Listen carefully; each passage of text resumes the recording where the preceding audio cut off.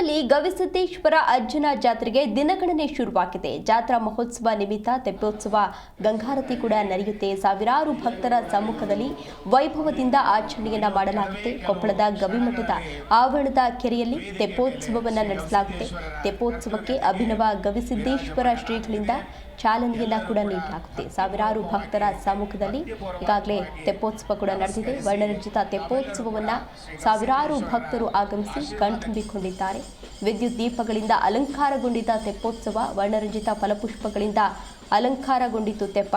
ಸತತ 5 ವರ್ಷಗಳಿಂದ ಈ ತೆಪ್ಪೋತ್ಸವ ಜರುಗ್ತಾ ಇದೆ.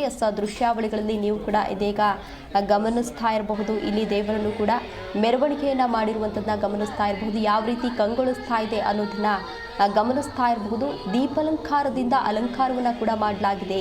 ಇನ್ನು ಆ ದೇವರಿಗೂ ಕೂಡ ಅಂದ್ರೆ ಗವಿಸಿದ್ದೇಶ್ವರ ದೇವರಿಗೂ ಕೂಡ ಅಲ್ಲಿ ವಿವಿಧ ಹೂಗಳಿಂದ ಅಲಂಕಾರವನ್ನ ಮಾಡಿರುವಂಥದ್ದನ್ನ ಗಮನಿಸ್ತಾ ಇರಬಹುದು. ಸುಮಾರು 5 ವರ್ಷಗಳಿಂದಲೂ ಕೂಡ ಈ ರೀತಿ ತೆಪ್ಪೋತ್ಸವವನ್ನ ಮಾಡಿಕೊಂಡು ಬರ್ತಾ ಇದ್ದಾರೆ. ಸಾಕಷ್ಟು ಗಣ್ಯರು ಕೂಡ ಇದರಲ್ಲಿ ಭಾಗಿಯಾಗಿದ್ರು. ಸಾವಿರಾರು ಜನರು ಕೂಡ ಈ ತೆಪ್ಪೋತ್ಸವದಲ್ಲಿ ಭಾಗಿಯಾಗಿ ದೇವರ ದರ್ಶನವನ್ನ ಪಡೆದರು.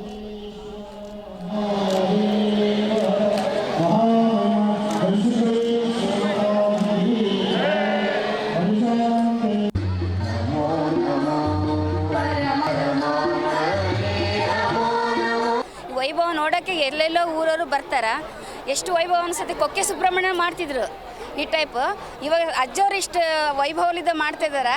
ಭಾಳ ಸಂತೋಷ ಅನಿಸುತ್ತೆ. ಎಲ್ಲೆಲ್ಲೋ ಜನ ಬಂದು ಈ ಭಕ್ತರು ದಿನಾ ದಾಸೋಹ, ಎಲ್ಲಿದ್ದೋ ದಾಸೋಹ ಬಂದು ಅದು ಬಂಡಿ ತಂದು ತರಕಾರಿ ಅನ್ಬೇಡ, ಪ್ರತಿಯೊಂದು ಅಕ್ಕಿ ಅನ್ಬೇಡ, ಎಲ್ಲೆಲ್ಲೋ ಮಾನವಿ ಆಯಿತು, ಕೊಪ್ಪಳಿದ್ದ, ಬೆಂಗಳೂರು ಸಿಟಿಲಿದ್ದ, ಮೈಸೂರು ಎಲ್ಲ ಕಡೆಲಿದ್ದ ಬಂದು ಪ್ರಸಾದ ಸ್ವೀಕರಿಸ್ತಾರೆ.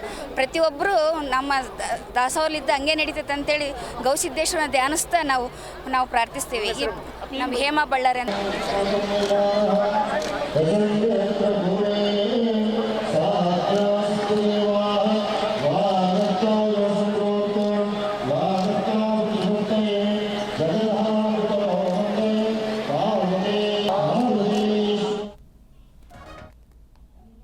ಶ್ರೀ ಗವಿಸಿದ್ದೇಶ್ವರರ ಆಶೀರ್ವಾದ ಎಲ್ಲ ಸದ್ಭಕ್ತರು ಈ ಒಂದು ಕಾರ್ಯಕ್ರಮವನ್ನು ನಾವೆಲ್ಲರೂ ಕೂಡ ಸಾಕ್ಷೀಕರಿಸಿಕೊಳ್ತಾ ಇದ್ದೀರಿ.